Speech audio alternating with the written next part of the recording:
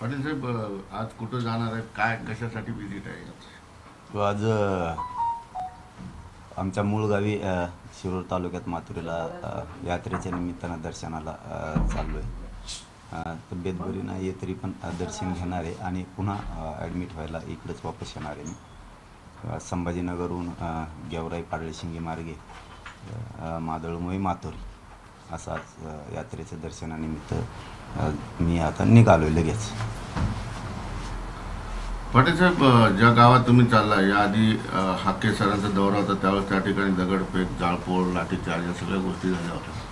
तुम्ही तिथं आता जाताय, नेमकं काय परिस्थिती उद्भवेल, काही शंका आहे म्हणून? नाही नाही ते काय ते विषय आता काय आपण काय काढायचं, ते छगन भुजबळचं काम आहे ते तसलं दंगली घडून आणायचं.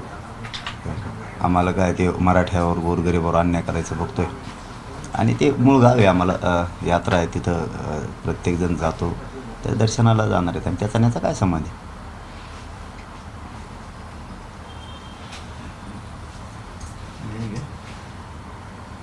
हं? पण आता उपोषण सोडून 3-4 दिवस झाले, सरकारतर्फे काही अजून बोलणं झालंय का? सरकारचं काही माहिती तुम्हाला दिली? नाही नाही सरकारचं बोलणं पण नाही झालं आणि आता सध्या पावसानं खूप पूर आलेला आहे, त्यामुळं सरकारही त्यात बिजी. आपणही त्यांना अशा वेळेस ज्यावेळेस जनता अडचणीत असते त्यावेळेस आपण बी डिस्टर्ब करायचं नसतं आणि आम्ही कधी करत पण नाही. तुला ते आम्हाला डिस्टर्ब करते पण आम्ही त्यांना करत नाही आहे.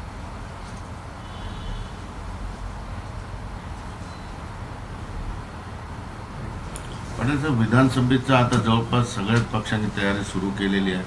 राज ठाकरे स्वबळावर जवळपास 250 जागा लढत आहेत. सगळ्यांनी आपापले पत्ते खोलायला सुरुवात केलेली आहे. तुम्ही तुमची रणनीती कधी सांगणार आहात आणि कशी आहे? 29 ऑगस्टला मराठा समाज सगळा एकत्र येणार राज्यातला, आम्ही तिथं ठरवणार 288 लढायचे का 288 पाडायचे. या भूमिकेवरती आम्ही समाज येणार. शेवटी मराठ्यांशिवाय कोणालाही सत्ता हस्तगत करता येणार नाही.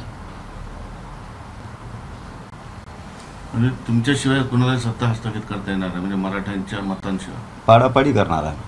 आमच्यावर जर अन्याय झाला, आम्हाला जर आरक्षण दिलं गेलं नाही, आमच्या मागण्या जर पूर्ण अंमलबजावणी त्याची झाली नाही मंजूर करून, तर आमच्या पुढं पर्याय काय?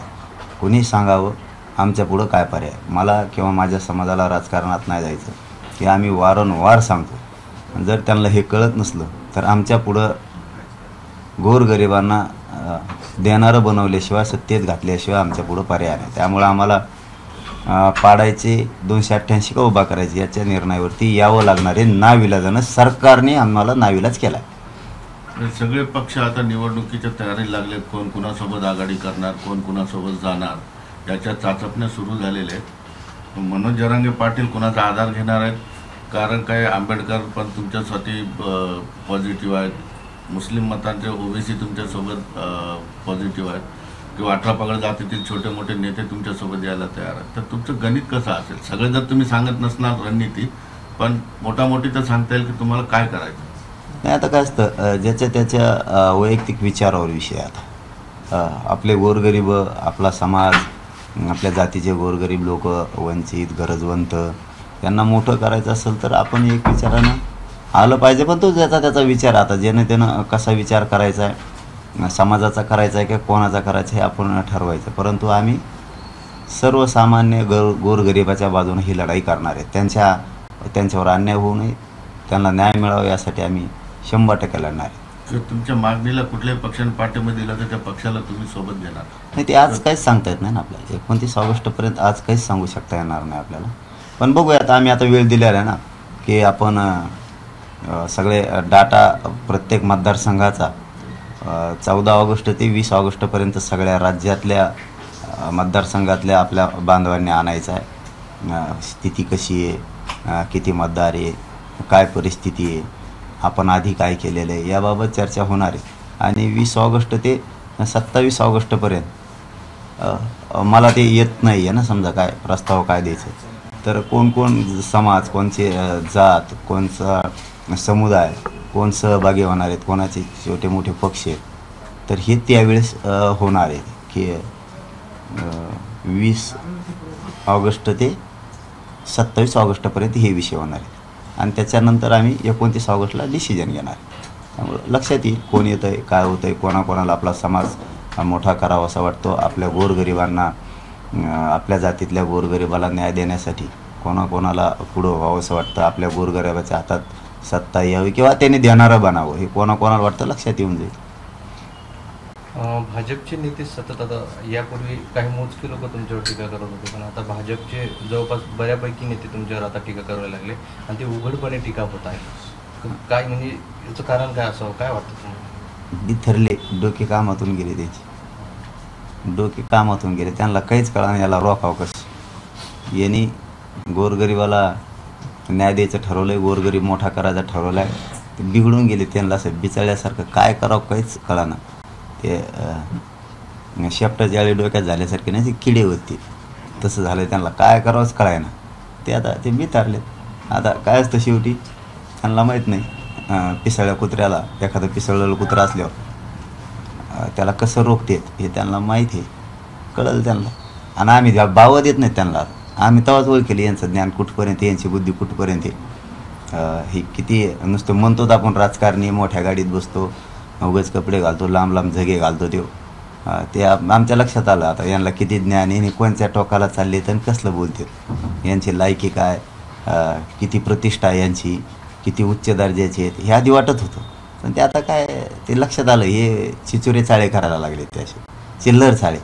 ते लक्षात आलं हे पूर्ण हपकाले. आता शेवटी मराठ्यांपुढं तुम्ही जर शांत नाही बसले तर मराठ्यांना तुम्ही असं डिवचत जर राहिले, गोरगरीब मराठ्यांसाठी मी लढतोय आणि तुम्ही मला उघडं पाडायचा अडवायचा प्रयत्न करायला लागले तर तुम्ही राजकीय करिअर, तुम्ही राजकीय तुमच्या जीवनातून 100% मराठा तुम्हाला संपवणार.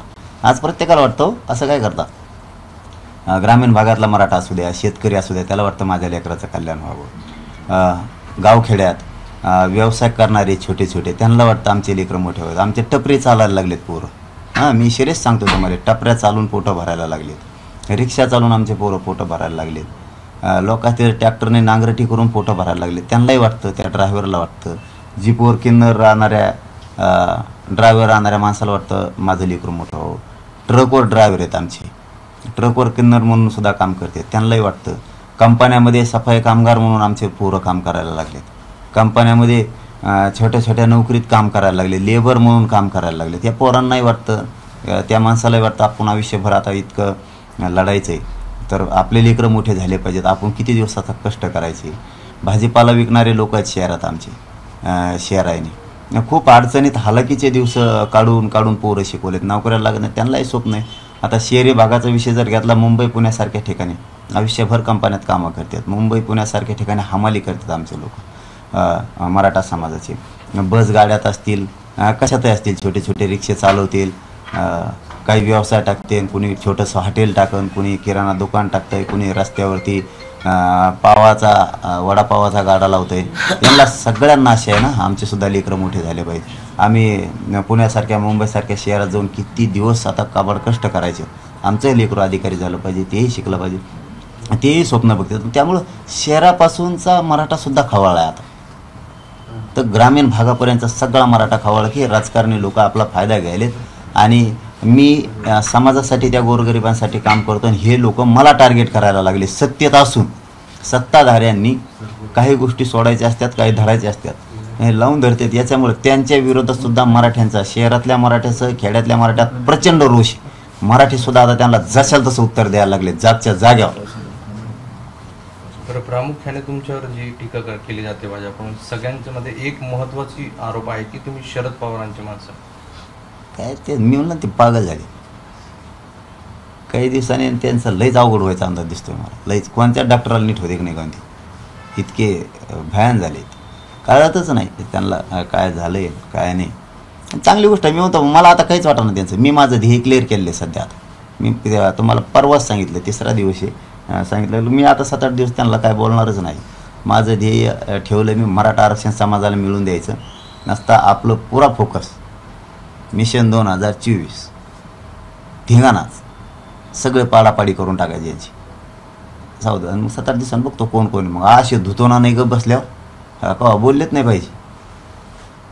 बरं, देवेंद्र फडणवीस आणि काही महत्त्वाच्या नेत्यांनी अशी मागणी केली आहे की शरद पवारांनी त्यांची भूमिका स्पष्ट करावी ओबीसी आणि मराठा आरक्षणाबाबत, की मराठा समाजाला सगळे सोयऱ्यामधून आरक्षण दिलं पाहिजे की नाही पाहिजे.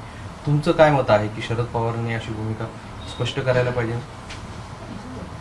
मला याच्याही पलीकडे मी एक मला व्हिडिओ दाखवला कोणीतरी, मला वाटतं अमित शहा साहेब आले होते आणि देवेंद्र फडणवीस साहेब आले होते. तर त्यावेळेस ती एक मला क्लिप ऐकू घातली काल कालच, की देवेंद्र फडणवीस साहेब असं म्हणतायत तिकडून की मराठ्यांना ओबीसीतून आरक्षण द्यायचं आहे.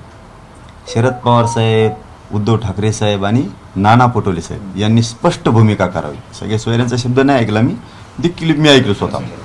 हे त्यांनी स्पष्ट भूमिका करावी, ओबीसीतून मराठ्यांना आरक्षण द्यायचंय म्हणते त्या, तर तुमची भूमिका काय हे मी ऐकलं, मी स्वतः ऐकलं. जर त्यांची ही क्लिअर भूमिका असेल तर मग हे जे 3 नाव घेतले आणि क्लिअर भूमिका सांगायला पाहिजे की मराठ्यांना ओबीसीतून आरक्षण द्यावं, क्लिअर सांगायला पाहिजे त्यांनी सुद्धा. कारण मी स्वतः ऐकल्याशिवाय मी बोलत नाही, मी लोकावरही करत नाही. जर त्यांचा तसा शब्द असेल तर यांनी स्पष्ट सांगायला पाहिजे मराठ्यांना ओबीसीतून आरक्षण द्यायला पाहिजे. आणि जर ते म्हणत नसतील तर सरकारने बिनधास्त मराठ्यांना ओबीसीतून आरक्षण दिलं पाहिजे. कोणाची वाट बघायची गरज नाही, कोणाचं मत घ्यायची गरज नाही आणि कोणापासून काही गुंतलेलं सुद्धा नाही. मराठ्यांनी तुम्हाला बहुमत दिलेलंच, हेच मराठी तुम्हाला पुन्हा डोक्यावर घेऊन नसते, काही गरज नाही. तुम्ही एकदा विचारलं, नाही सांगितली त्यांनी त्यांची भूमिका, तर तुम्ही क्लिअर कट देऊन टाकायला पाहिजे. लोटालाटी नाही केली पाहिजे याच्यावरून त्याच्यावर. त्यो मनाना म्हणून आम्ही द्यायना, मग ते नाही म्हणले मग आमचं वाटोळं करता काय? ते समजा नाही म्हणले मग काय आता तुम्ही वाटोळं करता का आमचं? तुम्ही क्लिअर कट लगेच देऊन टाकायला पाहिजे. पाटील, थोडं कन्फ्युजन आहे याच्यामध्ये, क्लिअर करा. फार मोठं स्टेटमेंट आहे. फडणवीस, शरद पवार आणि उद्धव ठाकरे यांना म्हणाले की ओबीसीतून आरक्षण द्यायचे, तुमची भूमिका द्या. हे खरं आहे? मी ऐकलं म्हणलो ना, मी ऐकलं म्हणून. काय म्हणाले तुम्ही त्यावेळेस ते 2 व्हिडिओ होते त्याच्यात, तर ते असं म्हणाले की मराठ्यांना ओबीसीतून आरक्षण द्यायचं आहे. तर शरद पवार साहेब, उद्धव ठाकरे साहेब आणि नाना पटोले साहेब असे नाव घेतलेत त्यांनी त्याच्यात. आणि त्यांनी भूमिका स्पष्ट करावी की मराठ्यांना ओबीसीतून आरक्षण द्यायचं आहे. तुमचं म्हणणं काय, द्यायचं आहे की नाही? मग ते त्यांनी तर स्पष्ट म्हणलं पाहिजे द्याय. आणि जर ते म्हणत नसते तर वाट बघू नये. या मताचे मराठी, कोणाची वाट बघायची गरज नाही. ते म्हणले तर द्यायचं, नाही म्हणले तर नाही द्यायचं. ह्या भूमिकेवर सरकारने राहायचंच नाही. आपण आपलं ठरवायचं, चल आम्हाला द्यायचं आहे. तुम्ही नाही म्हणलात तरी आम्ही देणार आहे. तुमचंच रूप बदलून जाईल. पाटील, या तिन्ही पक्षाला पहिले फायदा झालेला आहे लोकसभेला. शरद पवार साहेब असतील किंवा उद्धव ठाकरे असतील किंवा नाना पटोले असतील, मग तरी सुद्धा ठोक भूमिका घेताना दिसत नाहीत. मग त्यांच्या विरुद्ध कसा आपला लढा राहील? नाही, आता ते 29 तारखेला ठरवणार आपण. परंतु भूमिका काय असते माहिती आहे का, की शेवटी त्यांनी ठरवायचं असतं की काय करायला पाहिजे, घ्यायचं आहे की नाही. ते जर देणार नसले पाठिंबा तर मग आपण क्लिअर करायला पाहिजे की आम्ही देतो. आता तुम्ही असेच जा, समाज डोक्यावर घेऊन नाच. कोणी एखादा आडवा पडणार असला तर त्याची वाट बघायची गरज नाही. आता ते व्हिडिओ सापडायचा नाही, एखाद्या दिवस मला रात्री टाकला होता कोणीतरी, मी लगेच दाखवत असतो, जिथले तिथंच आपलं असतं. मी सापडल्यावर देईन तुम्हाला. बरोबर आहे ना, बोलले होते ना. हा, मी ते मला कोणीतरी दाखवलं, मी आधी बघितलं नव्हतं. ते आल्या ना, मी ते आधी बघितलं नव्हतं. हे बघा, आम्ही विरोधक नाही आहेत, महाविकास आघाडीचे पण आणि महायुतीचे पण. आम्ही जी चुकला ना त्याला झापतो, सोडतच नाही. आणि जे चांगलं बोललं आहे त्याला मानतोच सुद्धा. ज्या अर्थी ते जर तसं बोलत आहेत देवेंद्र फडणवीस साहेब, तर इकडून त्यांनी स्पष्ट शब्दात उल्लेख जर तसा केला आहे, मी ऐकलं आहे, तर त्यांनी तर उत्तर द्यायलाच पाहिजे. आणि नसेल देणार तर वाट बघायची काय गरज आहे? कोणाची काय वाट बघायची गरज नाही. एकटाच 50-55% मराठा आहे. आणि योगायोगाने आज आणि उद्या 2 दिवस शरद पवार संभाजीनगरच्या दौऱ्यावर आहेत. मग काय करू आता? नाही, तुम्ही किमान त्यांना अशी काही आव्हान करणार किंवा या संदर्भात? आम्ही कोणालाच करीत नाही, त्यांनाच काय कोणालाच करत नाही. माझा समाज आणि मी, आम्ही दोघंच एकमेकाला आव्हान करतो आणि आमच्या ताकदीवर आणि शक्तीवर लढतो. एबीपी माझा, उघडा डोळे बघा नीट.